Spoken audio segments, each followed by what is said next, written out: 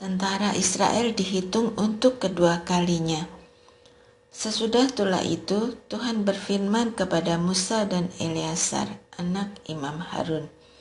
Hitunglah jumlah segenap umat Israel yang berumur 20 tahun ke atas menurut kaum keluarga mereka, semua orang yang sanggup berperang di antara orang Israel.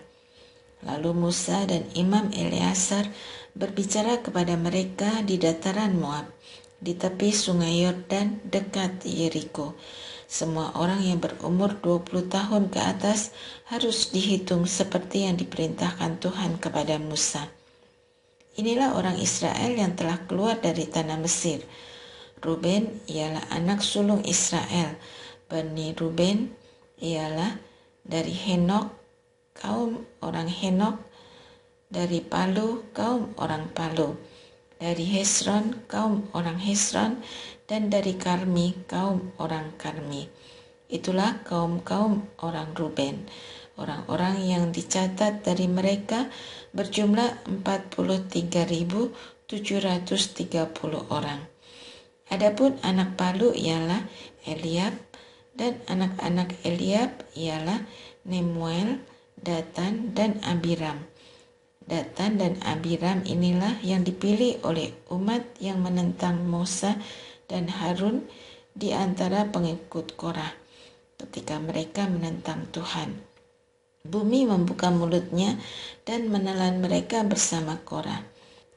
Umat pengikutnya itu mati ketika ke-250 orang itu dimakan api, dan mereka menjadi suatu peringatan.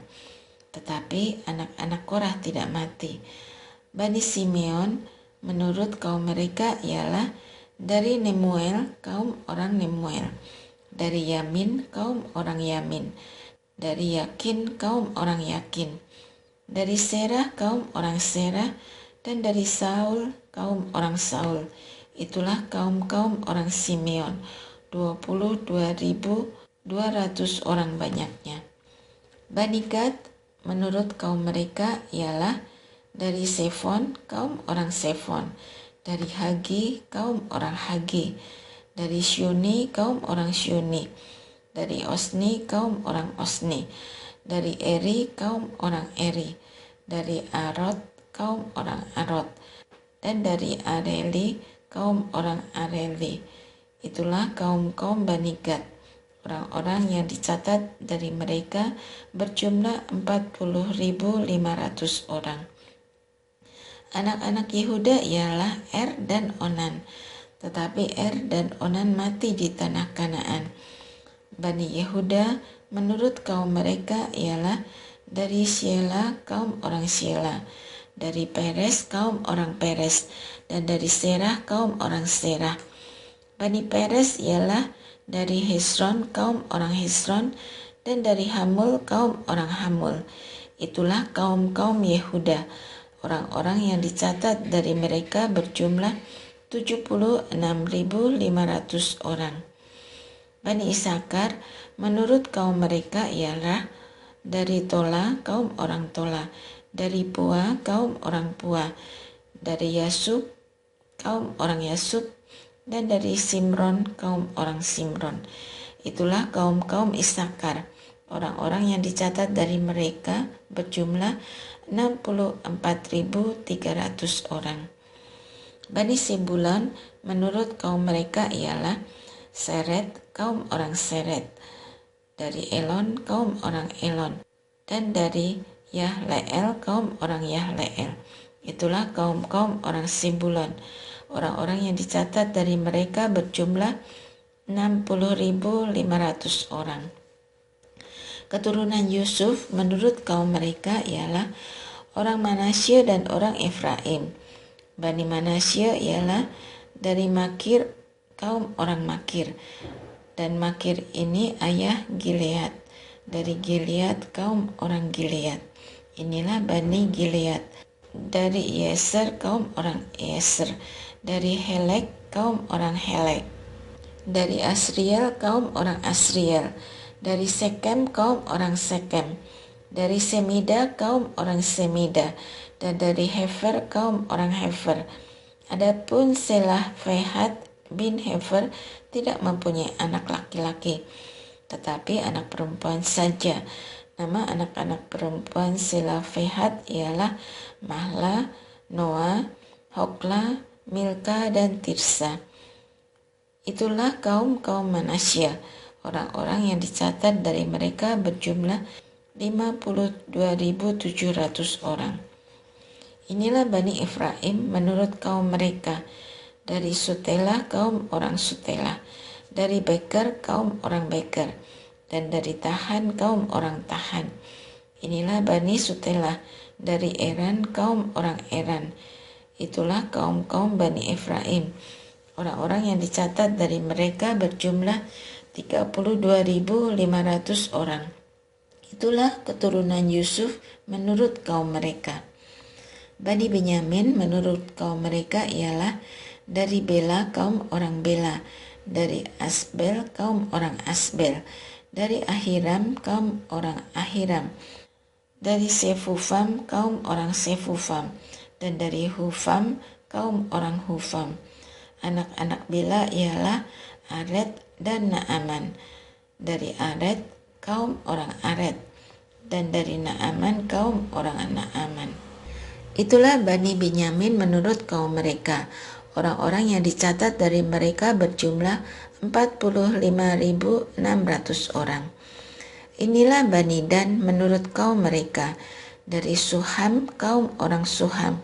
Itulah kaum-kaum Dan menurut kaum mereka. Semua kaum orang Suham, orang-orang yang dicatat dari mereka berjumlah 64.400 orang. Bani Asyir menurut kaum mereka ialah dari Yimna kaum orang Yimna, dari Yeswi kaum orang Yeswi, dan dari Beria kaum orang Beria. Adapun Bani Beria dari Heber kaum orang Heber, dan dari Malkiel kaum orang Malkiel. Nama anak perempuan Asyir ialah Serah. Itulah kaum-kaum Bani Asyir. Orang-orang yang dicatat dari mereka berjumlah 53.400 orang. Bani Naftali menurut kaum mereka ialah dari Yahseel kaum orang Yahseel, dari Guni kaum orang Guni, dari Yeser kaum orang Yeser, dan dari Shilem kaum orang Shilem. Itulah kaum-kaum Naftali menurut kaum mereka. Orang-orang yang dicatat dari mereka berjumlah 45.400 orang. Itulah orang-orang yang dicatat dari orang Israel, 601.730 orang banyaknya. Tuhan berfirman kepada Musa, kepada suku-suku itulah harus dibagikan tanah itu menjadi milik pusaka menurut nama-nama yang dicatat. Kepada yang besar jumlahnya, haruslah engkau memberikan milik pusaka yang besar, dan kepada yang kecil jumlahnya haruslah engkau memberikan milik pusaka yang kecil. Masing-masing harus diberikan milik pusaka sesuai dengan jumlah orang-orangnya yang dicatat. Tetapi tanah itu harus dibagikan dengan membuang undi. Mereka harus mendapat milik pusaka menurut nama suku-suku nenek moyang mereka. Seperti yang ditunjukkan hasil undi, haruslah dibagikan milik pusaka setiap suku, di antara yang besar dan yang kecil jumlahnya. Inilah orang-orang yang dicatat dari orang Lewi, menurut kaum mereka, dari Gerson, kaum orang Gerson, dari Kehat, kaum orang Kehat, dan dari Merari, kaum orang Merari. Inilah kaum-kaum Lewi, kaum orang Libni, kaum orang Hebron, kaum orang Mahli, kaum orang Musi, dan kaum orang Korah.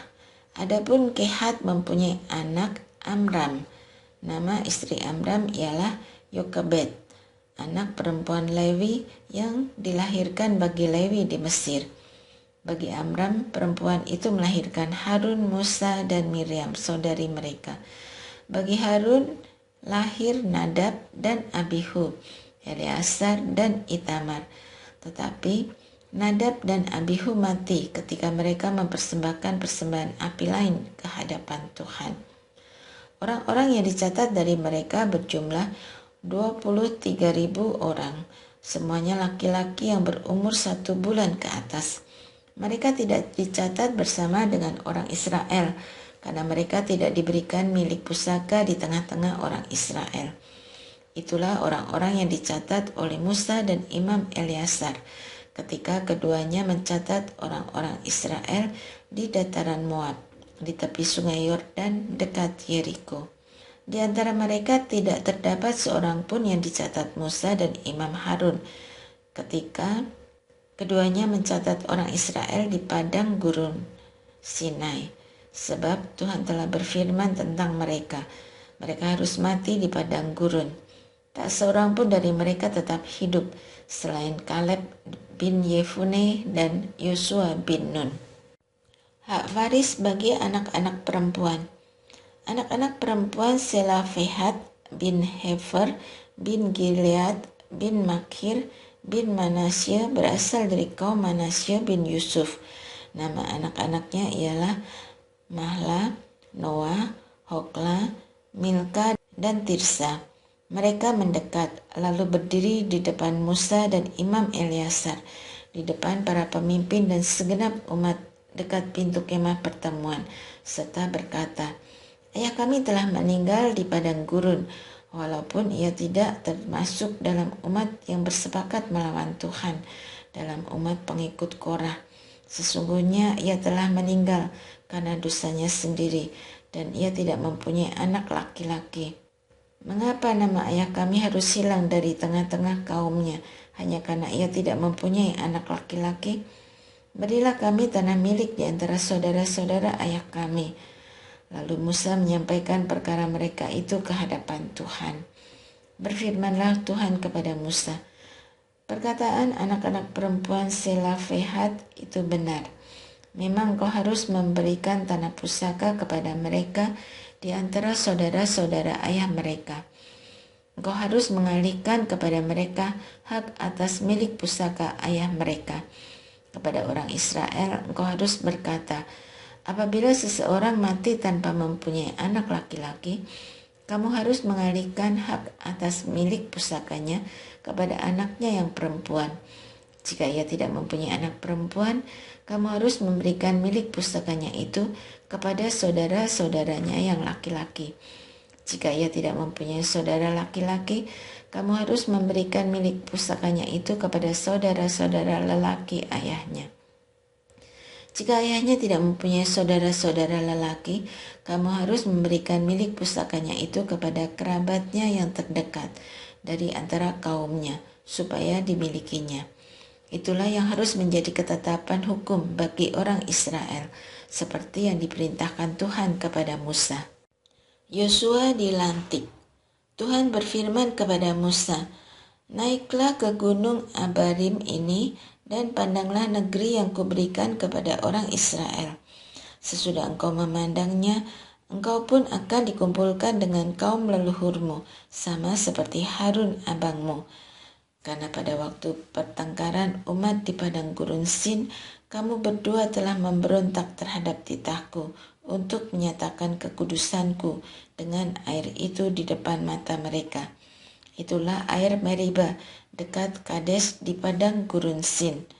Lalu Musa berkata kepada Tuhan, "Biarlah Tuhan, Allah dari roh segala makhluk, mengangkat atas umat ini seorang yang berada di depan mereka ketika berangkat perang dan pulang, dan yang memberangkatkan mereka serta memulangkan mereka, supaya umat Tuhan jangan seperti domba yang tidak mempunyai gembala." Lalu Tuhan berfirman kepada Musa, "Ambillah Yosua bin Nun, seorang yang penuh roh. Letakkanlah tanganmu ke atasnya. Suruhlah ia berdiri di depan Imam Eleazar dan segenap umat. Lalu lantiklah dia di depan mata mereka. Berilah dia sebagian dari wewenangmu, supaya segenap umat Israel mendengarkan dia." Ia lalu berdiri di depan Imam Eleazar, supaya Eleazar menanyakan bagi dia keputusan melalui Urim di hadapan Tuhan. Atas titahnya, Yosua beserta semua orang Israel, segenap umat itu akan berangkat, dan atas titahnya mereka akan pulang. Musa lalu melakukan seperti yang diperintahkan Tuhan kepadanya. Ia memanggil Yosua dan menyuruh dia berdiri di depan Imam Eleazar dan segenap umat itu. Ia meletakkan tangannya atas Yosua dan melantiknya, seperti yang difirmankan Tuhan dengan perantaraan Musa.